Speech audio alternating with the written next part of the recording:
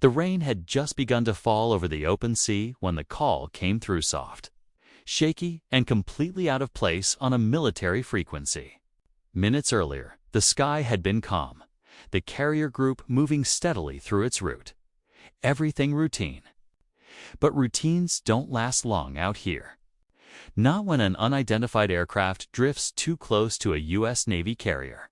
And certainly not when two F-22 Raptors are already in the air, ready to intercept before anyone even has time to ask questions. The woman in the cockpit never meant to draw attention. At least, that's what the radar crew thought as they watched her small transport plane approach the restricted zone. She wasn't fast, she wasn't armed, and she wasn't answering the first radio calls. To the F-22 pilots, it looked like a simple cutoff and redirect. A warning. Nothing more. They swooped in from opposite sides, their sleek gray silhouettes slicing through the clouds, signaling her to pull back immediately. But instead of fear, the woman responded with something unexpected: calm. Almost too calm for someone being boxed in by two fifth-generation fighters. She reached for her radio, hesitating for a single breath, and transmitted a message that made both Raptor pilots freeze mid-maneuver. Her voice didn't shake. It didn't rise. It carried something else. Something familiar. Something the pilots couldn't place but somehow recognized. And in that moment, everything changed. The F-22s, which had been pressing hard to force her away from the carrier, suddenly went silent. No warnings, no instructions, nothing. The carrier deck crew watched the scene unfold in confusion. Why were the jets holding their positions now? Why weren't they responding to command? What could one woman possibly have said to stop two of the most advanced fighters in the world? Down below, the ship's communications officers scrambled to replay the audio, trying to understand why both elite pilots reacted the way they did. All anyone knew was that the woman's voice shifted the energy in the air. The tension wasn't gone, it had deepened. She repeated her message once more, and the second time it hit even harder, because now the carrier commander heard it too. And as the realization spread across the bridge, everyone on board understood that this wasn't a routine intercept anymore. It was something else, entirely something no one was prepared for. And the next thing the woman said would change the mission for everyone in the sky and on the sea. The bridge fell into an uneasy quiet as the woman's second transmission echoed through the speakers. No one said a word, but every person in the room carried the same question in their eyes. How did she know that name? It wasn't a call sign, not a code phrase, not anything that should have been on an open frequency. It was something personal. Something only a handful of people on the carrier could possibly recognize. And yet, somehow, she said it with absolute certainty. Out in the sky, the two F-22s still held formation around her, but their posture had changed. They were no longer pushing her back. If anything, they seemed almost hesitant, as if they were waiting for someone else to decide what happened next. The Raptor's engines rumbled in the clouds, steady but uncertain, like they were holding their breath inside the carrier's command center. Officers scrambled through old logs, checking past missions, old operations. Any records that might connect a civilian transport pilot to military personnel. Nothing obvious appeared. The woman wasn't on any watch lists. Her aircraft was registered, clean. No flight plan violations until now. And still, she spoke with the familiarity of someone who had been part of this world. Someone who knew how to slip into a secure channel without raising alarms. The intelligence officer leaned over the console, replaying the audio again, trying to catch the slight tremble in her voice, a clue, anything. But the more they listened, the more unsettling it became. She didn't sound scared. She sounded like someone who had finally reached the people she had been trying to find. On deck, crew members stared up at the three aircraft circling above, unaware of the details but feeling the shift in the air. Word spread quickly someone out there had said something powerful enough to stop two elite pilots. Mid-dash intercept. The carrier commander finally broke the silence with a single order. Keep her talking. But before they could transmit, her voice came through again, softer this time, carrying a weight that made even the most seasoned officers pause. She wasn't asking for help. She was warning them, and whatever she was warning them about was still out there. The warning hung in the air, thin but sharp. And for a moment, it felt like the entire carrier forgot how to breathe. The commander exchanged a quick glance with his ex, both silently acknowledging that whatever she knew wasn't in any briefing, any intel update, or any threat list they had reviewed before leaving port. Her voice carried the kind of urgency that didn't come from guessing. It came from experience. They finally opened the channel, asking her to identify herself, to explain how she accessed their frequency and why she used that name, but she didn't answer any of those questions. Instead, she spoke like someone running out of time. She warned them again, this time about something moving behind the storm line, something she claimed wasn't showing up on standard radar. Her words were calm, almost steady, but beneath that calm was something else, fear she was trying hard to hide. Down in the radar room, technicians checked every screen twice. Nothing unusual. The storm front ahead was thick, but not enough to hide anything major. Yet the woman kept insisting they weren't looking in the right place. She described patterns, shapes, and signals that didn't match any aircraft known to them. The intel officer scribbled notes rapidly, trying to piece together her descriptions. It didn't help that she spoke like someone who had seen it before. Meanwhile, the F-22 pilots, still circling her aircraft, exchanged brief encrypted messages. They didn't know who she was, but they all heard the tension rising in her voice each time she mentioned the storm. One of them thought he caught a faint tremor in her breathing, like she was remembering something she wished she could forget. The commander asked her directly what she had encountered. There was a long pause, longer than anyone expected. When she finally spoke, her voice dropped to almost a whisper. She said it wasn't human. The bridge fell silent again.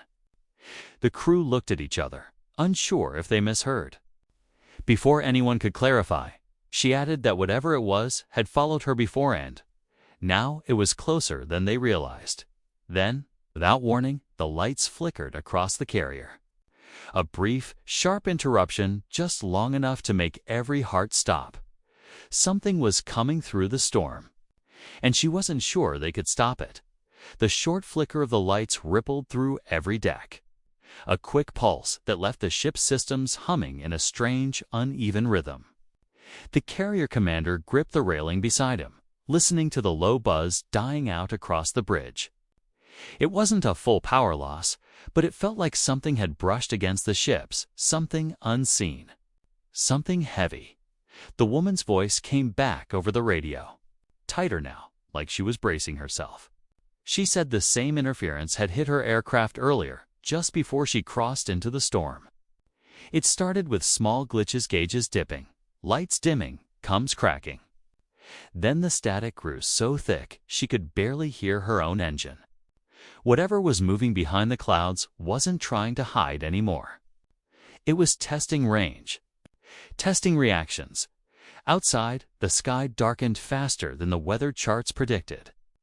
The storm clouds shifted, swirling as if something enormous pushed through them. The F-22 pilots tightened formation instinctively, eyes locked on the line where gray sky met darker gray ocean. Every pass of lightning lit the horizon for only a second, but each time it did. The pilots thought they saw something: brief outlines, odd shadows, shapes that didn't match any aircraft they knew. On the bridge, the radar officers called out updates, voices crisp but uneasy. Still nothing on the screens. No signatures, no blips, only the storm. It made no sense, not with how intense the interference felt. The commander leaned closer, demanding verification. But the results remained the same: clean. The woman interrupted again, her breath catching midway through her words. She told them the storm wasn't natural. She'd followed it for hours, watched it shift directions against the wind. Watched it grow in size while something inside it moved like a pulse. A loud crack of thunder shook the carrier. And for a split second, every monitor on the bridge blinked to black dot. Then came a sound over the radio faint. Distorted, not from the woman's aircraft. A low-rising hum that didn't belong to any engine or signal they recognized. The F-22 pilots reported visual contact. Something was coming out of the storm, and it was heading straight for them.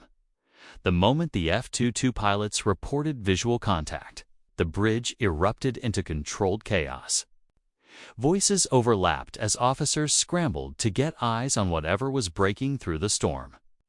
The radar still showed nothing, just empty air and thick cloud, but the pilots insisted they weren't mistaken.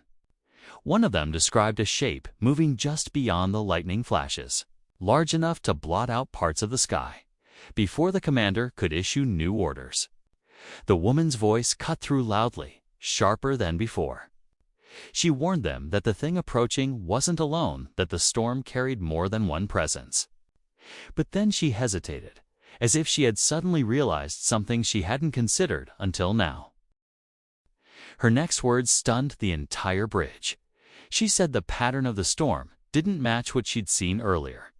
It was shifting again, forming rings that weren't there before. A tech officer zoomed in on a high-contrast visual feed. His expression drained as he confirmed her claim. The storm cell was tightening into a spiral, too deliberate, too uniform to be natural. And it wasn't just expanding outward.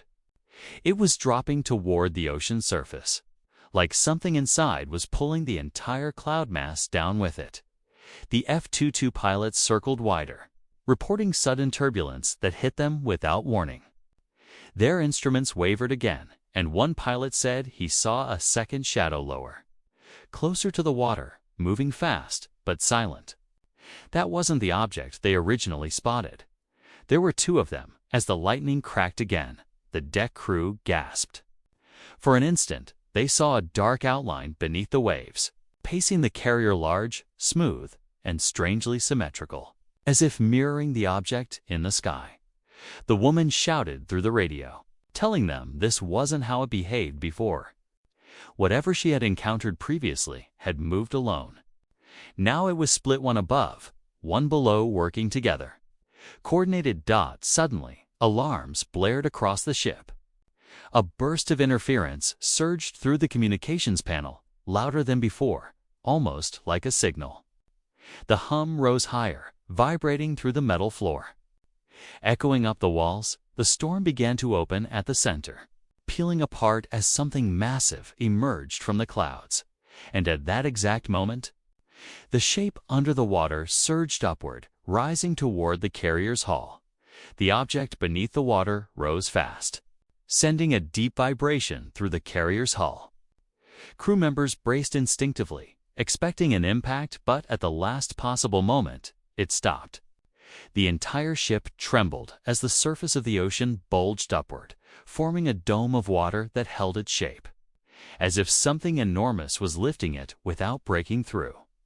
At the same time, the object descending from the storm slowed above the carrier, hovering in a way no known aircraft could. Everything whined, engines. Even the storm seemed too quiet at once. The woman's voice trembled for the first time. She said this was the point where, during her last encounter, the object had withdrawn. But now, instead of retreating, both shapes held position around the carrier, almost like they were forming a boundary. The F-22 pilots circled at a safe distance, watching in disbelief as both objects synced their movements. One above, one below, like reflections of each other. Then, unexpectedly, the storm lightened. The clouds thinned, breaking apart until a clear circle opened directly over the ship. The light that filtered through wasn't sunlight, but a soft, faintly bluish glow that made the ocean look like shifting glass. The object above the carrier rotated slowly, revealing smooth, seamless surfaces that didn't match any material they recognized.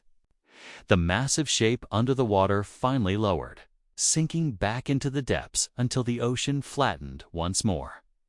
A gentle, pulsing sound filled the air, slow, steady, not threatening.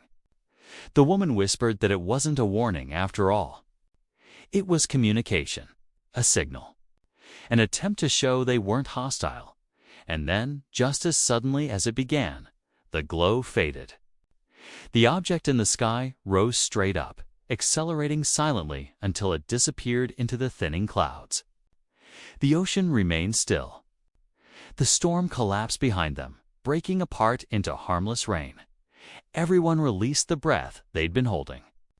The commander gave the order to stand down, and the F-22 pilots eased away from the area. It felt over, but as the woman exhaled in relief, her radio crackled once more, this time with a message none of them expected. A second voice came through, not hers. Not anyone on the carrier. It spoke only once, calm and clear, using the same name she'd spoken earlier. But this time, it wasn't a warning. It was calling her back. The moment that unfamiliar voice spoke her name, the bridge froze. The woman didn't answer right away. In fact, she seemed too stunned to speak at all, as if hearing that voice pulled her back to a memory she had hoped would stay buried. When she finally responded, her tone was quiet and steady, almost accepting. She told the carrier commander that the voice belonged to someone she once knew. Someone who disappeared years ago during a routine research flight inside another storm system. Everyone had assumed the worst back then. She now realized they hadn't vanished. They had been taken. She explained that she'd spent months trying to pick up traces of the same strange signals, hoping they might lead her to answers. That's what had pulled her toward the storm and into restricted airspace. She never expected the disturbance to grow strong enough to draw both her and the carrier group into its path. But now, after what they had all witnessed, the pieces finally made sense to her. The objects weren't attacking, they were returning something. Or someone. The radio went silent again, but the tension had softened.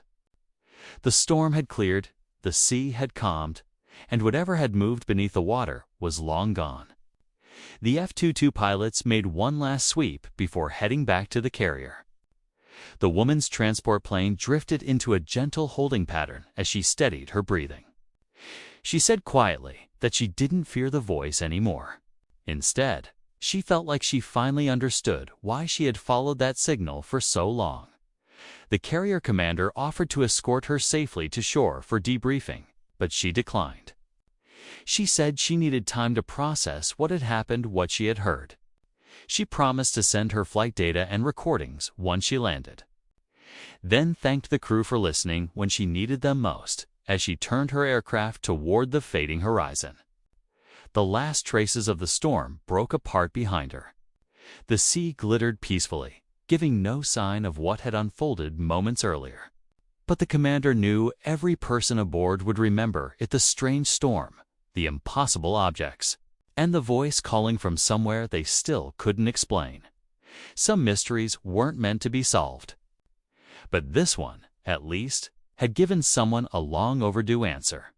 If you enjoyed this story and want more intense, thrillers, and suspenseful adventures, don't forget to hit that subscribe button, give this video a like, and share it with friends who love a good mystery. Your support helps me bring you more stories just like this one.